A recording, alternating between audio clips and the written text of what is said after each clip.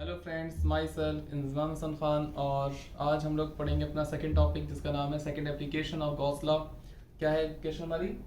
Electric field due to uniform charge in finite plane plate. एक आपको plain plate लेनी है, उसमें आप एक सिलेंडर डाल देना है। इसके अंदर कैसे डालेंगे देखिए ध्यान से। This is a plane plate, ठीक है, या शीट बोल सकते हैं इसको हम लोग। और उसके अंदर एक लेना है सिलेंड्रिकल कंडक्टर, सिलेंडर एक लेना कंडक्टर एक ला लेंगे, या फिर कुछ भी दे सकते हैं इस तरीके से, ठीक है। एक साइड इधर है इसकी और एक साइड इधर है, ये बीच में से काटता हुआ गुजरेगा इसको। तो suppose a thin non conducting plane plate, हमने एक प्लेन प्लेट ली है of charge and surface charge इसके ऊपर दिखेंगे आपको, एंड सरफेस चार्ज डेंसिटी कितनी है इसकी, सिग्मा। और suppose P with a point at any distance R from plate, plate से उस कंडक्टर की या सिलेंडर की दूरी आर है आपकी। तो दिस इज सिलेंडर और दिस इज अ हमारी शीट। ये ऐसे है 3D फिगर, ये ऐसे है यहां से यहां तक की डिस्टेंस आपकी, ठीक है। इस पॉइंट से लेकर के इस पॉइंट तक की दूरी है आपकी आर है यहाँ पर ये। तो this distance and this distance is the R. उसके बाद में सपोज कर लिया हमने गॉसियन सिलेंडर। क्या मानी हमने? गॉसियन सिलेंडर हमारा ये वाला, लिख दें इसको एरो बना करके। ये क्या है? गॉसियन सिलेंडर, ठीक है। और थ्रू द प्लेट, जो प्लेट को थ्रू कर रहा है, प्लेट्स को ना गुजर रहा है प्लेट में से। और P एंड P डैश, इसका पॉइंट क्या है? P, और ये पॉइंट हमारा है P डैश, ओके। अब हमारे पास तीन सरफेस है यहाँ पर, देखते हैं कैसे तीन सरफेस हैं। ये तो हमारी शीट थी, ठीक है, प्लेट कह सकते हैं।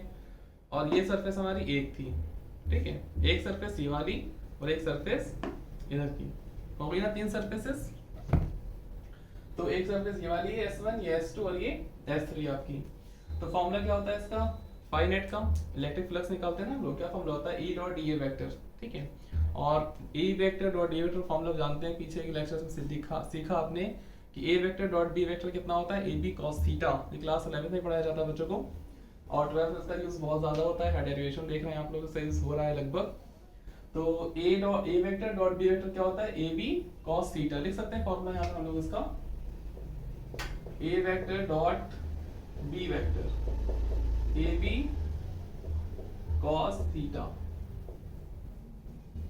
इस फॉर्मूले का आपको बहुत अच्छे से ध्यान रखना है। जहां पर ये वेक्टर हो डॉट लगाओ बीच में, उसका फॉर्मूला होता है E d cos थीटा, जो भी आपके होंगे यहाँ पे। तो ये सरफेस 1 के लिए हो गया, सरफेस 2 के लिए, सरफेस 3 के लिए, सेम एज इट इज। अब मेन जो बात आती है थीटा की यहाँ पर। अब थीटा ही बहुत दिक्कत करता है, थीटा को ध्यान समझिएगा। तो यहाँ पे S1 में देख सकते हैं थीटा कहाँ हो सकता है? जिधर इलेक्ट्रिक फील्ड डायरेक्शन है आपकी, उधर ही एरिया वेक्टर भी है हमारा। अगर ऐसी कंडीशंस आती है तो वहां पे हमारा एंगल कैसा बनता है? 0 डिग्री का। पैरेलल में कोई डिग्री बन सकती है यहाँ पे? नहीं बन सकती है। अब कोई लाइन ऐसे जा रही है आपकी, यहाँ पे एंगल बन सकता है कभी? जब एंगल ही नहीं बन सकता तो वहां पे एंगल हम क्या ले सकते हैं? 0। तो दिस S1 के केस में हमारा एंगल क्या हो गया? 0, क्योंकि एरिया वेक्टर भी इधर था आपका और इलेक्ट्रिक फील्ड वेक्टर भी आपकी इधर थी, ठीक है। क्योंकि जो हमारी इलेक्ट्रिक फील्ड होती है वो पास होती है इधर की तरफ, और आपके जो है ये एरिया वेक्टर तो परपेंडिकुलर टू द सरफेस होता है। एरिया वेक्टर क्या होता है? Perpendicular to the surface. तो यहाँ पे cos 90 हो गया, क्यों? सरफेस 2 आप देख सकते हैं यहाँ पर, दिस सरफेस 2, एरिया वेक्टर ऊपर के लिए होगा इसका। देखा है तो फिगर में दिखाते हैं, ये 3D फिगर हमारा है, ठीक है। देखिए ध्यान से इस चीज को, नीचे पकड़ते हैं इसको। यहाँ पर एरिया सरफेस क्या होगा इसका? ऐसे तो होगा सामने इस तरीके से, ऐसे तो हो नहीं सकता, वो तो इधर के लिए हो सकता खाली ऐसे, लेकिन इसके लिए सामने ऊपर के लिए, वो यहाँ दिखाया गया आपको फिगर में। ऊपर के लिए एरिया वेक्टर है इलेक्ट्रिक फील्ड, लेकिन अपने डायरेक्शन में ही वो ट्रेवल करेगी, वो चेंज नहीं होती हमारी। तो यहाँ पे जब 90 डिग्री बनता है, देखिए ध्यान से, एक ऊपर है एरिया वेक्टर और इलेक्ट्रिक फील्ड इधर है। एंगल कितना बन रहा है बताइए देख करके? 90 डिग्री, ओके। और इधर देखिए ध्यान से, इस सरफेस के लिए, मतलब इस पेन की इस सरफेस के लिए एरिया वेक्टर इधर, इलेक्ट्रिक फील्ड वेक्टर भी आपका इधर ही होगा। तो cos 0 यहाँ पर भी हो जाएगा आपका। अब देखिए cos 0 की वैल्यू क्या होती है पता है आपको? लिख देते हैं चलिए। cos 0 1 होता है, और cos 90 0, तो राइटिंग गंदी आ रही है यहाँ पर। cos 90 0 और cos 0 1 होता है आपका। तो cos 0 की वैल्यू 1 हो गई यहाँ पर, e को हमने बाहर लिख लिया है, e को बाहर निकाल दिया, ये तो पूरा 0 हो जाएगा आपका cos 90, 0 की मल्टीपल जब करेंगे इससे तो ये भी पूरा 0 हो जाएगा आपका। और फिर यहाँ पे cos 0 है तो यहाँ पे 1 आएगा आपका, 1 से मल्टीपल करने पे 1 ही पूरा dA रह जाएगा आपका, और e को हम लोगों ने बाहर निकाल दिया है। अब बात करते हैं यहाँ पर सरफेस इंटीग्रल यहाँ पे क्यों चल रहा है। पिछले डेरिवेशन में तो हटा दिया था हम लोगों ने, लेकिन यहाँ पे क्यों नहीं हटाया, क्योंकि यहाँ पे 3 सरफेस आपकी अलग अलग हैं। देखें ध्यान से, ये सरफेस अलग रहेगी आपकी बिल्कुल अलग, ये सरफेस बिल्कुल अलग, और प्लेट की शीट आपकी सरफेस अलग रहेगी तीनों की। तो यहाँ पे सरफेस इंटीग्रल आपका चलता रहेगा। अब वैल्यू देख लेते हैं क्या होती है इसकी। सरफेस इंटीग्रल ऑफ डीए मतलब, सर इंटीग्रेशन का मतलब ही क्या होता है, डीए क्या है हमारा छोटा सा, एक छोटा सा हिस्सा हमारे गॉसियन सरफेस का, सिलेंडर का बोल सकते हैं, और पूरे का निकालना है मतलब पूरा, तो पूरे के लिए क्या आएगा, पूरा एरिया, पूरा एरिया मतलब ए, तो ई ए प्लस ई ए, तो 0 गया आपका, इन्हें जोड़ देंगे तो 2EA हो जाएगा आपका। उसके बाद में हम जानते हैं गॉस लॉ क्या होता है हमारा, phi equals to q upon xylem naught, ये तो फर्स्ट लेक्चर था हमारा इसके टॉपिक का। अब फॉर्मूला देखिए ध्यान, सरफेस चार्ज डेंसिटी का फॉर्मूला होता है charge upon area, this is charge and upon में एरिया, फॉर्मूला किसका होता है आपका, सरफेस चार्ज डेंसिटी का। अब हमें निकालना है इसमें चार्ज कितने होंगे, इसके अंदर चार्ज कितने होंगे हमारे, तो Q is equals to sigma A, cross multiplication कर दिया यहाँ पर हम लोगों ने, सिग्मा ए आ गया आपका। अब देखते हैं इधर आकर के इस वैल्यू को पुट कर दिया, put the value of Q in equation second, ये हमारी इक्वेशन सेकंड मानी थी और ऊपर वाली इक्वेशन नंबर फर्स्ट। तो Q इज इक्वल्स टू यहाँ पे जो Q लिखा था आपका दिस, इसकी जगह पे हम लोगों ने क्या पुट कर दिया, सिग्मा ए और upon xylem not same as it is. फिर from equation first and third, क्योंकि जब हमारे LHS बराबर होते हैं तो RHS भी बराबर ही होते हैं, तो यहाँ पे फाइनेट, यहाँ पर भी फाइनेट आपका, ये बराबर है तो आपकी ये वाली साइड मतलब 2EA और आपकी ये साइड भी बराबर होगी, this is the rule of mathematics. दोनों को बराबर रख दिया हम लोगों ने, A से कैंसिल, ठीक है, और फिर क्या बचेगा 2E sigma upon xylem not, और हमारा आंसर आ चुका है E is equals to 2 upon xylem naught. इतनी इलेक्ट्रिक फील्ड पास होगी इस पूरे से आपके। तो चलिए हम लोग अब नेक्स्ट अपनी एक डेरिवेशन देख लेते हैं जल्दी से, जिसका नाम है electric field due to conducting shell. Conducting shell में कैसे हम इलेक्ट्रिक फील्ड फाइंड आउट करते हैं। तो यहाँ पे फिगर बना लिया हम लोगों ने, और इसके हम लोगों को 3 पॉइंट्स पे इलेक्ट्रिक फील्ड निकालनी है। कहाँ कहाँ पर, ए पे निकालेंगे, बी पर और सी पर, इन 3 जगहों पर हम लोग क्या निकालेंगे, इलेक्ट्रिक फील्ड। तो देखें ध्यान से, इसकी हम लोगों ने गॉसियन सरफेस ले ली है, और इस वाले की बाहर हम लोगों ने गॉसियन सरफेस ले ली है। बिना गॉसियन सरफेस के हमारी तीनों एप्लीकेशंस प्रूव नहीं हो सकती। ओके, समझते हैं इसको क्या लिखा है, consider uniform charge spherical shell of radius r with uniform charge density. ठीक है, इस पे चार्ज डेंसिटी कुछ होगी, यहाँ पर कुछ भी हो सकती है, वो तो सिग्मा बोलते हैं उसे। तो ड्रॉ स्फेरिकल गॉसियन सरफेस, हम लोग यहाँ पे क्या कर लेते हैं, स्फेरिकल गॉसियन सरफेस ड्रॉ करते हैं, जब हम ड्रॉ करेंगे दो यहाँ पर। अब हमने बताया आपको 3 जगह पे निकालना है। फर्स्ट ऑफ ऑल पहले पे निकालेंगे इनसाइड, जिसे हमने पॉइंट दिया है अंदर, जैसे यहाँ पे निकालनी हम लोगों को इलेक्ट्रिक फील्ड। कैसे निकालेंगे, फॉर्मूला क्या होता है इलेक्ट्रिक फील्ड निकालने का, surface integral E dot ds is equals to q upon xylem naught. ये कैसे है आपका, बाय गॉस लॉ, लिख सकते हैं ब्रैकेट में आगे इसके, बाय गॉस लॉ। और चार्ज, आप एक दो बातें और सीख लें यहाँ पर आप लोग, इलेक्ट्रिक फील्ड के अंदर, मतलब इलेक्ट्रिक फील्ड कह रहे हैं यहाँ पर कंडक्टर, एक कंडक्टर के अंदर मिलियंस या लाखों करोड़ों कह सकते हैं इलेक्ट्रॉन्स ट्रैवल कर रहे होते हैं।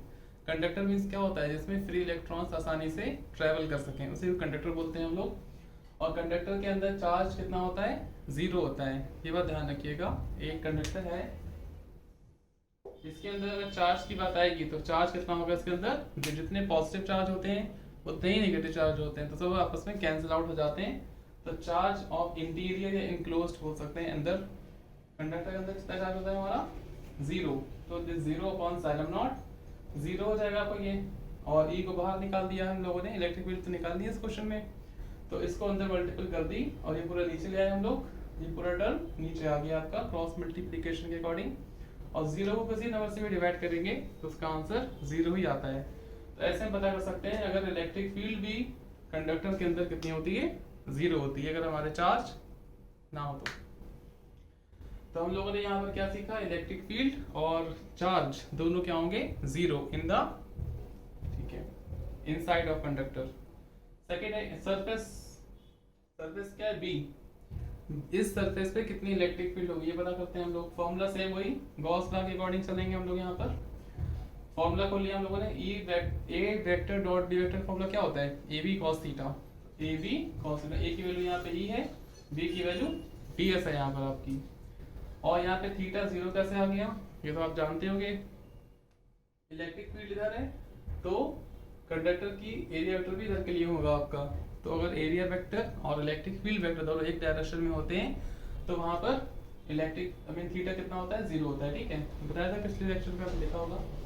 तो cos जीरो की वैल्यू कितनी होगी, cos जीरो कितना होता है, cos जीरो की वैल्यू 1 होती है, ठीक है। तो यहाँ पे cos जीरो जगह 1 लिख लेंगे, 1 लिखते नहीं है, पता है आपको, मल्टीपल करने पे सेम नंबर आता है। ई को बाहर लिख लिया, ई, और सरफेस इंटीग्रल अंदर गया डॉट ds। अब यहाँ बताइए क्या होता है, surface area of sphere 4 pi r square, 4 pi r square हो गया, फॉर्मूला होता है ना, पीछे लिख चुके हैं मेरे ख्याल से, एक बार लिखा जरूरत नहीं बार बार इस चीज को, पिछले लेक्चर आप देख सकते हैं अच्छे से। अब यहाँ पर देखिए सेम वही चल रहा है आपका यहाँ पर। तो अच्छा, ये चार्ज, चार्ज की वैल्यू कितनी है, सरफेस पे चार्ज कितना होगा आपका, अरे ये क्या हो गया, समझा देते हैं आपको। ये सरफेस है हमारी, ठीक है, इसका सरफेस एरिया कितना होता है, सरफेस एरिया होता है 4 pi r square. Surface area क्या होता है इसका, 4 पाई आर स्क्वायर। और टोटल सरफेस चार्ज डेंसिटी को हम लोग किसी से रिप्रेजेंट करते हैं, सिग्मा से। तो सरफेस चार्ज डेंसिटी की होगी सिग्मा। हमें निकालना है चार्ज, तो चार्ज इज इक्वल टू कितना हो जाएगा, Q is equal to sigma क्या है, सरफेस चार्ज डेंसिटी मल्टीपल इस पूरे का सरफेस एरिया कितना है, 4 pi r square, 4 pi r square. तो ऐसे हम यहाँ पे चार्ज ये निकाल सकते हैं, Q is equal to sigma, मतलब कितनी सरफेस चार्ज डेंसिटी है इसकी कंडक्टर के ऊपर, और इसका एरिया कितना होता है, surface area 4 pi r square. ये आपने क्लास 10th में चैप्टर नंबर 30 में पढ़ा होगा अच्छे से, ध्यान से। और ये मैथमेटिक्स यहाँ पर भी यूज होगा, surface area of sphere 4 pi r square होता है आपका। तो 4 pi r square sigma, surface पे इतना चार्ज होगा, ठीक है, ओके। तो ये साइड नोड ऐसे चल रहा है आपका यहाँ पर, और ये वही पे बता, ये ds मतलब क्या था आपका, ds मतलब था इस पूरे सरफेस का छोटा सा हिस्सा, ds है आपका छोटा सा हिस्सा, ठीक है ना, डिस्टेंस, छोटा सा हिस्सा यहाँ की डिस्टेंस एरियाज का। और इंटीग्रेशन मींस क्या होता है, पूरा हिस्सा। तो पूरा हिस्से के लिए क्या है, पूरा हिस्सा कितना होगा इसका, 4 पाई आर स्क्वायर, पूरी surface area of sphere is 4 pi r square, ठीक है। ये पूरा कैंसिल हो गया आपका, तो E is equal to sigma upon xylem naught. इतनी इलेक्ट्रिक फील्ड होती है हमारी सरफेस के ऊपर। अब थर्ड पार्ट देखिए ध्यान से, आउटसाइड द सरफेस, मतलब बाहर कितनी इलेक्ट्रिक फील्ड होगी हमारी, तो जितनी सरफेस पे होगी उतनी ही बाहर होती है इलेक्ट्रिक फील्ड। तो हम लोग इसको प्रूव भी कर सकते हैं, सेम ये फॉर्मूला गॉस लॉ का, और सेम ऐसे हम लोग नोट डाउन कर देंगे इसको, सेम एज प्रीवियस, यही आपका आंसर इसका भी आता है। अब एक ग्राफ बहुत इंपॉर्टेंट है, उसको समझ लेते हैं, और हमारा chapter number 1 is completed, okay. इस ग्राफ को समझ लेते हैं, क्या कह रहा है ग्राफ हमसे, ये छोटा सा। इस ग्राफ में ये कहा गया है कि हमारा जो भी एप्लीकेशन हम लोगों ने पढ़ी थी जस्ट, उसमें बताया जाता है कि शेल के अंदर अंदर जो हमारी इलेक्ट्रिक फील्ड होती है वो जीरो रहती है। तो यहाँ तक जीरो रही है शेल के अंदर अंदर, यहाँ तक जीरो रही। मान लीजिए जो शेल के अंदर का रेडियस था capital R, capital R is the radius of inside the shell. अब देखिए ध्यान से, इसे शेल था ना हमारा इस तरीके से, छोटा पहला वाला, इसकी रेडियस हम लोग कैपिटल R मान लेते हैं, ठीक है। उसके बाद एक बड़ा वाला शेल था, उसकी स्मॉल r मान लेंगे। तो अंदर तक जीरो रही एकदम से, और जैसे ही इलेक्ट्रिक फील्ड बाहर निकली, जैसे ही इलेक्ट्रिक फील्ड उस शेल से बाहर निकली, एकदम वो इंक्रीज कर गई अपनी मैक्सिमम पॉइंट पे। उसकी वैल्यू क्या निकाली थी हम लोगों ने, सिग्मा अपॉन साइलम नॉट, उसके बराबर पहुंच गई वो। और उसके बाद में हल्के हल्के डिक्रीज होती है वो इस पॉइंट से, हल्के हल्के हल्के डिक्रीज होते होते जीरो हो जाती है, ठीक है। यही था छोटा सा ग्राफ। ये केस स्टडी में या फिर ऑब्जेक्टिव में आपसे बातें पूछ सकता है, इन सब बातों का ध्यान रखें अच्छे से। वीडियो अगर अच्छी लगी हो तो इसे लाइक और शेयर जरूर करें। Thank you.